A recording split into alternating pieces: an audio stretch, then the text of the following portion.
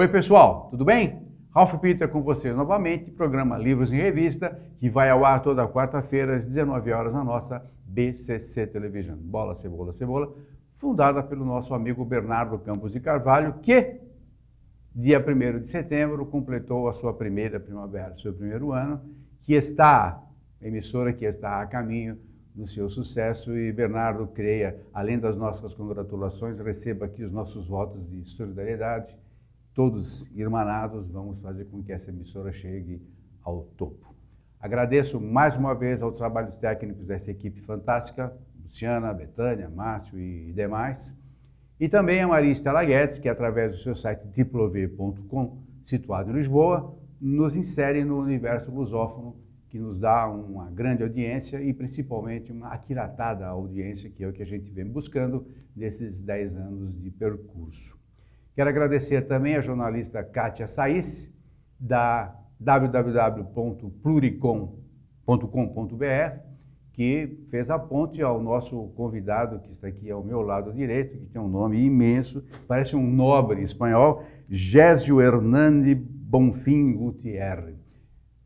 Gutierrez, muito prazer por ter recebido, muito obrigado por você ter vindo, nos honra demais, não só por você, pela sua pessoa, mas pelo posto que você acaba de assumir, que é realmente um pepinaço, na minha opinião. De fora eu fico imaginando o pepinaço, mas antes de passar direto para ele, eu quero falar sobre ele. Graduado em Economia pela USP, mestre em Filosofia pela Universidade de Cambridge, doutor em Filosofia pela Universidade Estadual de Campinas, é professor de Filosofia da Ciência, na Faculdade de Filosofia e Ciências da Unesp.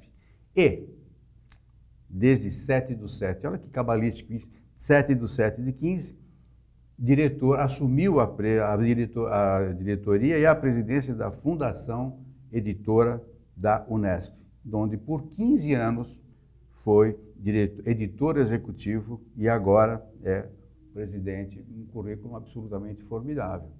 O legal disso tudo é que é óbvio, fica óbvio pelo tempo que ele tem de casa, que não é alguém que foi guindado, opa, isso aqui é meu primo, é o meu sobrinho, não. Ele assumiu o posto de presidente porque naturalmente tem um cabedal para isso.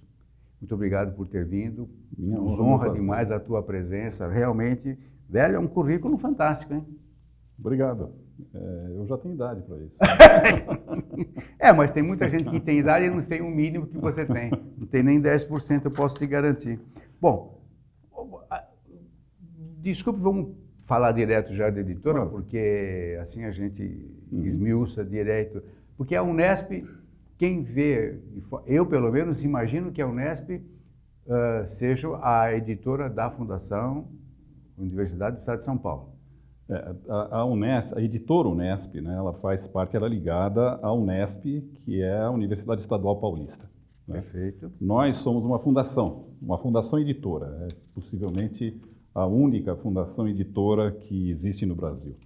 E isso nos dá uma autonomia gerencial, uma autonomia operacional que nos torna muito ágeis para publicação e disseminação dos livros que a gente produz. E a editora Unesp só produz livros acadêmicos ou também... Não, um dos objetivos da editora Unesp é justamente atingir o público em geral. Quer dizer, porque existe essa tendência da academia brasileira de ficar numa torre de marfim, alguma coisa que fica apartada da sociedade. Isso não é o nosso objetivo. De fato, o que a gente pretende fazer é nós nos constituirmos uma ponte entre a universidade e a população em geral. E até por causa disso é que a gente procura fazer, ao lado de livros acadêmicos, é claro que nós somos uma editora universitária, a gente tem que fazer livro acadêmico, mas ao lado deles, publicar também algumas coisas que sejam de interesse geral. A maior parte, inclusive, dos títulos que a gente publica podem ser acessados e pode ser acessada e usufruída pela população em geral. E nós temos títulos completamente acadêmicos. Eu cito um deles como Escolher Amantes, por exemplo, do Benjamin Franklin. Né? Tudo bem, é um texto clássico, mas digamos que ninguém estuda num currículo universitário como Escolher Amantes. Aí depende da universidade que você está. Não tem nenhuma dúvida, mas isso é extracurricular. Agora, de qualquer forma, no currículo regular de universidades, você não tem esse tipo de coisa, da mesma forma que você não tem outros tantos títulos e livros que se debruçam sobre saúde coletiva, sobre o que escolher, parto normal ou cesárea, por exemplo. É algo que para muitas famílias, especialmente aquelas sem nenhum conhecimento técnico ou científico, essas escolhas são escolhas cruciais para o dia a dia, mas muito difícil, muito difícil, e que a universidade não tem normalmente canais para sustentar, alicerçar uma decisão bem cuidada para questões como essas. Então nós publicamos parto normal ou cesárea, como cuidar do idoso em casa e coisas assim. Falou do idoso, olhou para... Eu não sei por que... Mas você está querendo que eu olhasse para quem? É que não tem espelho aqui. Sustentabilidade, imagino que você deva ter títulos de sustentabilidade. Sem dúvida nenhuma, muitos títulos de sustentabilidade, de meio ambiente, enfim, títulos que estão voltados para o prazer, primeiro que a gente não pode descurar o mero prazer de ler, né? Mas ao mesmo tempo títulos úteis para a população que quer se informar a respeito, por exemplo, da situação do mundo em geral, da situação do Brasil contemporâneo, da situação do mundo contemporâneo. E isso é o que a editora Unesp é. Uma editora que não pretende não se circunscrever ao acadêmico. Ela pretende, sim, municiar o seu leitor para lidar com o mundo, em que ele vive, seja esse leitor acadêmico ou não. Perfeito. Olha, tirou um ranço que eu tinha em mente, que eu acho que muita gente deve ter. Não tem nenhuma dúvida, e inclusive eu acho que a palavra exata é essa que você utilizou, que é ranço. Ela é meio assim, pejorativa, mas Não tem dúvida, e que muitas vezes ela é acurada. Eu falo isso como docente, antes mesmo de fazer parte da Fundação Editora. Eu sou um professor universitário, né? Então eu sei bem essa tendência, que é uma tendência natural, das universidades de se circunscreverem a elas mesmas, né? E serem autossuficientes. Isso acarreta um problema cístico, um problema crônico, justamente de relacionamento da universidade com o público em geral. Que a universidade parece alguma coisa apartada. Prepotente e apartada. Quando, na verdade, a universidade é algo que deveria ser orgânico em relação à comunidade, e por isso que justifica-se o enorme dinheiro que é dado para universidades públicas, né? A universidade pública ela se sustenta e deve se sustentar justamente pelos serviços que ela retribui à comunidade que a sustenta. Uma das coisas que a gente pretende fazer com a Fundação Editora da Unesp, e esse é o braço editorial da Unesp, é justamente de fornecer para a comunidade um canal de captação daquilo que é fornecido pela universidade, de um lado, e também a editora não se circunscreve à produção acadêmica da Unesp. Ela também traduz títulos de outras tantas universidades, capta títulos de docentes e pesquisadores que não necessariamente da Unesp, enfim, é um canal de prospecção de um lado e de fornecimento de informação e conhecimento de outro para a comunidade em geral. Perfeito. Agora, muito legal isso. Quer dizer, esse é um trabalho que começou contigo ou já vinha? Não, isso é um ponto importante, porque nós temos o ensejo aí de falar um pouco a respeito do aniversário da Editora Unesp. A Editora Unesp ela foi criada em 87, ela está completando, portanto, 30 anos este ano, né? E isso vem sendo desenvolvido desde então. É uma editora e uma universidade jovens, né? que foram criadas há relativamente pouco tempo, e até por isso mesmo o dinamismo da universidade e da Fundação Editora são notáveis nesse contexto, né? Porque em 30 anos nós temos hoje um acervo de mais de 2.000 títulos publicados, né? A gente tem um ritmo de publicação atualmente de alguma coisa, uma casa aproximadamente de 200 títulos ano, e isso nós pretendemos preservar e até intensificar conforme as circunstâncias, né? Isso vem de antes, mas o objetivo que a gente tem é um objetivo clássico.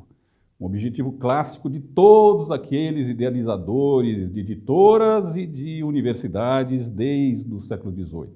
Né? É fazer com que a universidade, as editoras, sejam polos de desenvolvimento humano, polos de desenvolvimento que não se circunscrevam a nenhuma guilda, a nenhuma corporação, que sejam espalhados esses bens para toda a sociedade que está abrigando aquelas instituições. E você também tem o lance do idioma. Eu sei que você tem um convênio com o governo chinês, Assim. na Praça da Sé, não é? Na Praça da Sé. A loja lá? Nós temos, a sede da editora é na Praça da Sé. Né? O Instituto Confúcio da Unesp, que é administrado pela Fundação Editora da Unesp, ele está abrigado no Ipiranga.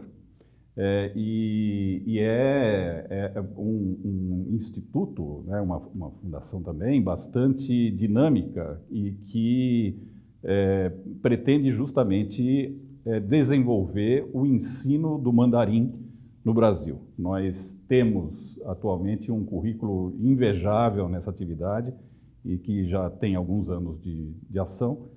E já chegamos aí a marcas muito expressivas por todo o estado de São Paulo, não só pela cidade de São Paulo, do ensino do chinês. Não, e vocês levam, eu me lembro, eu fiz algumas aulas lá. Ah, ótimo. Eu fiz. Você não sabia, mas eu fiz. Muito bem. E faz alguns anos já. Quanto tempo faz que tem?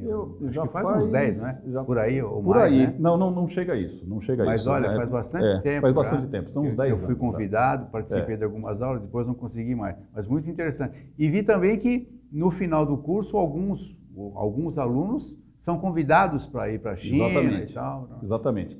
E, paralelamente a isso, a gente ainda publica alguns clássicos chineses. Né? A gente tem uma linha editorial que agora não só publica aqui, né, clássicos chineses, como também é um canal de publicação de livros brasileiros lá na China. Então, nós temos convênios com editoras chinesas, instituições chinesas, para que isso daí seja um caminho de duas mãos, né? E que nós não sejamos apenas receptores da cultura chinesa, mas também possamos ser disseminadores da cultura brasileira na China, enviando alunos para lá para captar alguma coisa desse cabedal. Muito legal. Mas, ao mesmo tempo, publicando autores nacionais no contexto chinês. Belíssimo de um trabalho.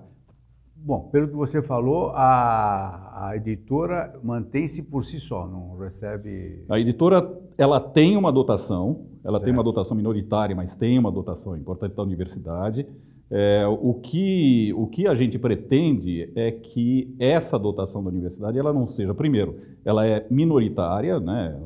80% dos recursos são próprios, e isso vem justamente de uma ação consistente de distribuição e comercialização dos nossos títulos. É literalmente, como se costumava dizer no meu tempo, não no seu, do Oiapoque ao Chuí. Né? Então, nós desenvolvemos redes de comercialização no Brasil inteiro e com o objetivo não estritamente comercial, mas seguindo sempre aquele princípio de que um livro não adquire, não atinge o seu destino se por acaso ele não tiver a possibilidade de ser lido.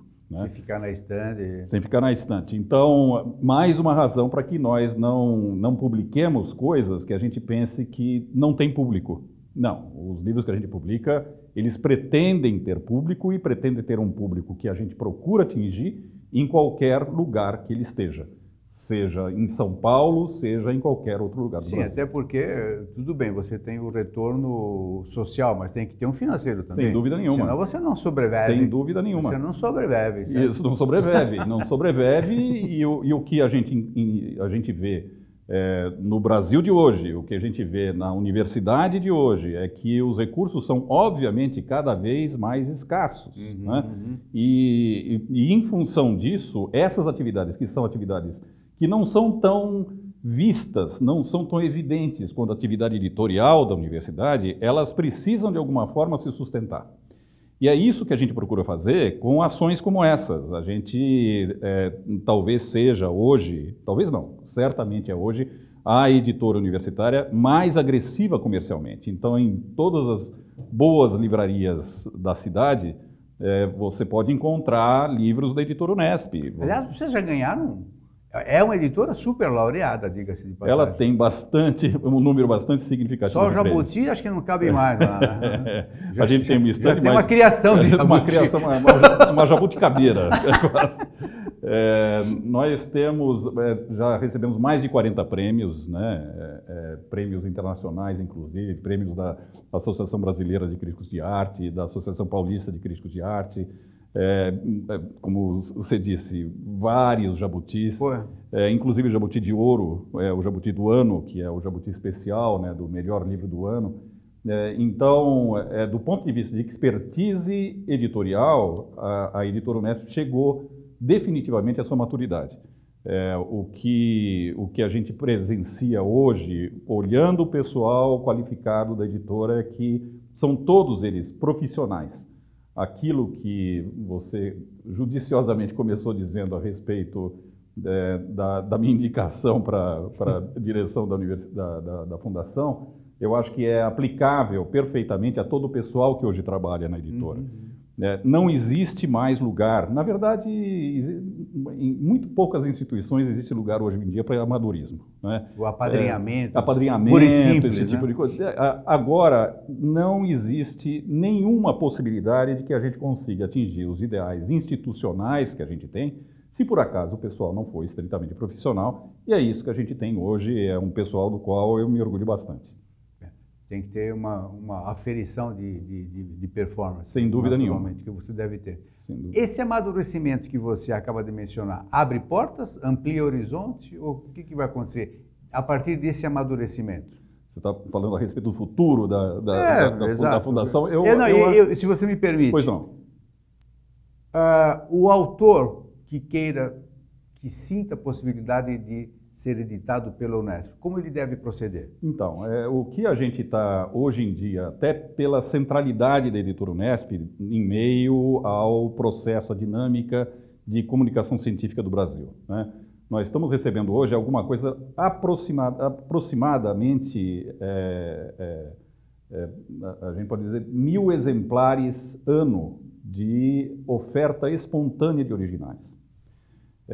O que eu quero dizer com isso? Que todas as pessoas do Brasil e do exterior que olham para a publicação acadêmica do Brasil encaminham seu original para análise pela editora.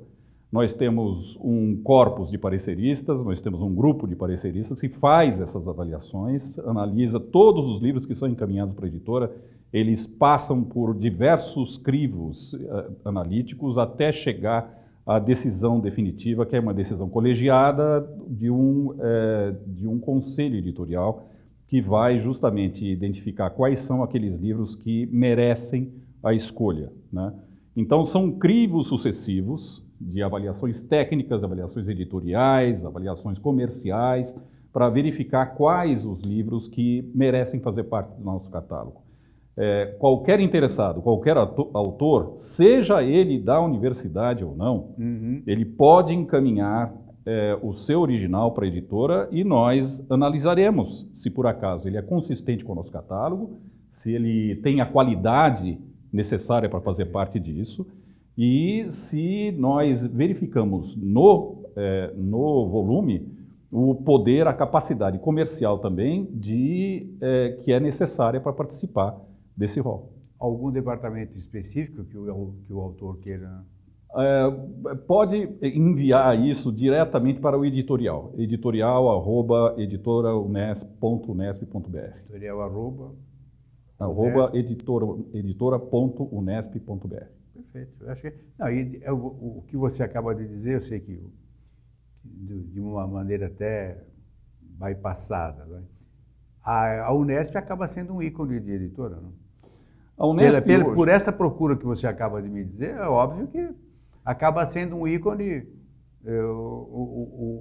digamos assim, seja uma meta de um autor. Eu quero ser editado pela Unesp, por exemplo. Isso hoje, depois com os méritos de todas as diretorias anteriores e de todos os funcionários, isso hoje eu acredito que é algo que a gente pode se orgulhar de dizer que sim, né? Que hoje a Unesp realmente é uma editora icônica nesse aspecto, uma editora academicamente icônica, que ela é um case estudado, inclusive, no exterior. Tem pessoas que vêm do restante da América Latina para verificar a nossa experiência, ver o que a gente já fez e entender as razões de sucesso que a editora hoje goza.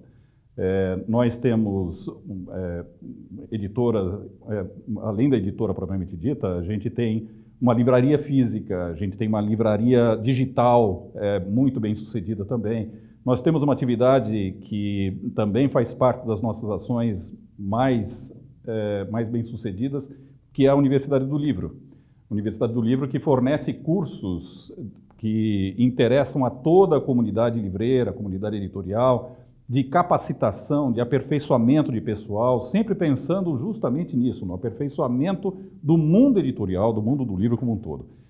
Esses são atos, essas são ações da Fundação Editora da Unesp que a gente pretende fortalecer, né, voltando àquela sua questão em relação ao futuro, a gente pretende fortalecer e você veja que não fica circunscrito ao aspecto editorial estrito sensu. O aspecto editorial é o aspecto central. Óbvio que a gente está procurando fazer os melhores livros da melhor forma possível, os melhores títulos, sejam eles acadêmicos ou não. Mas, ao mesmo tempo, a gente procura também dar ao interessado, sejam eles interessados profissionais, no caso da Universidade do Livro, sejam eles público em geral, que o canal mais apropriado, mais confortável, mais eficiente de absorção de conhecimento e de livro. Você sabe que você falou uma coisa interessante, que as outras diretorias e tal, mas o que dá a entender é que você tem cento e tantos funcionários que preparam todos esses livros e tal. Mas o meu cartão de visita da Unesp é a assessoria de imprensa. E você sabe que é uma coisa interessante, que dá para perceber que a pessoa, no caso a Kátia, que trabalha vocês, extrapola o profissionalismo e vira o pessoal. Olha que coisa linda, olha que coisa boa, olha maravilhoso. Ou seja, existe um espírito de fraternidade, para levar a editora para cima, ou não deixar que ela caia, e isso não é para qualquer um. Não, eu concordo. É um espírito tour de force para manter o que está, e de preferência se puder elevar, mas não é qualquer um. Claro que eu estou tentando te elogiar, e desculpe o corpo presente, mas não é para qualquer um que consegue uma unanimidade, uma força extrema que vai para frente. Eu acho que você identificou um traço muito interessante da editora Unesp, que eu tenho certeza hoje que todos aqueles que trabalham na editora Unesp têm orgulho disso. Dá para notar isso. E isso é alguma coisa reconfortante, de fato. Na loja eu noto isso, lá na Praça da Sé. Não conheço outra, eu só conheço a da Praça da Sé. Sim. Então, você não vê nenhuma pessoa carrancuda te atendendo. A pessoa que te atende conhece todos os livros que tem na casa. Exatamente. Então, você nota que, além do bom treinamento... Sim. Desculpa falar tudo isso aí na tua frente, mas às vezes é desagradável. Mas é uma verdade. Claro que se não fosse assim, eu não te falaria, mas faço questão de te falar. As pessoas que trabalham lá, você nota que floresce algo diferente daquilo que o profissional deveria fazer. O profissionalismo existe, você nota isso, conhece todos os livros, onde estão, todo mundo te atende muito bem e tal. Você não vê um sorriso, como eu chamo, um sorriso de almanaque, um sorriso falso. Sim, é verdade. O cara está trabalhando lá com carinho, com gosto e, como você falou, com orgulho, que eu acho isso fundamental. Em primeiro lugar, eu te agradeço muito o que você está dizendo. Agradecer, mas não é um elogio, é um diagnóstico. Entendi. O que acontece é que realmente isso é um traço da editora. Eu não acho, e inclusive não almejo isso para nenhuma empresa, que sejamos uma família. Família a gente não escolhe, né? E empresa sim. Mas você pode formar, né? Você pode formar. Você pode formar e ter o esprit de corps, né? Ter aquele espírito de corpo que acontece, e muitas vezes a gente faz um trabalho que ultrapassa aqueles limites da competência. né? A gente faz realmente torcendo por aquilo, vestindo a camisa e tendo a dimensão de que você está fazendo alguma coisa que não fica circunscrito à produção de livros, por exemplo. Você vai fazer alguma coisa maior do que isso. É o pertencimento. É o pertencimento a isso. É o pertencimento à empresa, é o pertencimento aos objetivos que a empresa persegue. Por exemplo, é um objetivo que ultrapassa os limites do comercial, você pensar que você está fazendo alguma coisa pelo Brasil. Isso é algo que nem toda empresa pode se orgulhar de ter. Claro. E nós temos. Me fala uma coisa, na esteira da ampliação, da amplitude do teu trabalho, existe a possibilidade de um autor, por exemplo, fazer uma edição compartilhada, com você bancar uma parte do valor? Existe isso? Olha, já fez isso? Não exatamente. O que nós tomamos muito cuidado para que a nossa avaliação ela não seja de alguma forma atingida pelo fato de estar sendo financiado. Pelo aspecto comercial, pelo aspecto comercial. A gente não publica um livro simplesmente porque a gente tem o dinheiro para publicar aquele livro. O que é fundamental para se publicar o livro é a qualidade do livro. É a qualidade do livro e a aceitação por parte de um conselho editorial que sequer está ciente das circunstâncias financeiras que cercam aquele livro. Normalmente a gente admite um financiamento acadêmico, quer dizer, existem agências de fomento, FAPESP, CAPES, CNPq, etc., que algumas vezes eles fornecem recursos para a publicação. Esses recursos a gente aceita de bom grado, acha que inclusive faz parte justamente do nosso objetivo de ser um canal de disseminação de pesquisas científicas que são apoiadas por esses organismos. Agora, o indivíduo, o autor, isoladamente como pessoa física, a gente prefere, por uma questão de pudor de um lado e lisura de todo o processo, a gente prefere evitar. A gente prefere evitar para circunscrever a nossa avaliação, não ao numerário que a gente está recebendo para publicar o livro, mas pela qualidade do livro em si. Vou baixar o nível agora, fica o famoso rabo preso. Mais ou menos isso. Quer dizer, você não quer passar essa impressão, né? Exatamente, não queremos passar essa impressão e, além disso, não queremos realmente ficar expostos a esse tipo de pressão. Eu paguei, eu quero o meu livro. Não. Isso não. Fantástico. Meu caro, desafortunadamente, o nosso tema, como nós estávamos falando no começo, em off, é papo para milênios, a gente vai embora. Bom, você é uma figura muito simpática. Igualmente. E eu quero deixar aqui uma declaração. Você é uma pessoa que nos honrou muito com a tua presença. Você é muito modesto. Naturalmente, o teu cabedal merece muito mais. Mas eu quero dizer que essa tua modéstia é um gesto de sabedoria. Na minha opinião, desculpe a falta de modéstia. E, naturalmente, isso é a marca do sucesso, que eu tenho certeza você vai continuar nessa tarefa. Você já obteve, mas agora você vai ampliar esse espectro exitoso, que eu desejo que as forças benfazejas te mantenham assim. Muito obrigado. Eu acho que isso é, em grande parte, mera generosidade de amigo, mas nem por causa disso é menos gostoso de ouvir. Muito obrigado. Obrigado por ter vindo mesmo, francamente. Muito obrigado também a Kátia Saíce por esta ponte. Pessoal, obrigado. Eu sei que você, olha, foi um banho, não foi? Fala a verdade. Cara, é demais. Gente, muito obrigado pela paciência, audiência. Até a próxima. Tchau, tchau.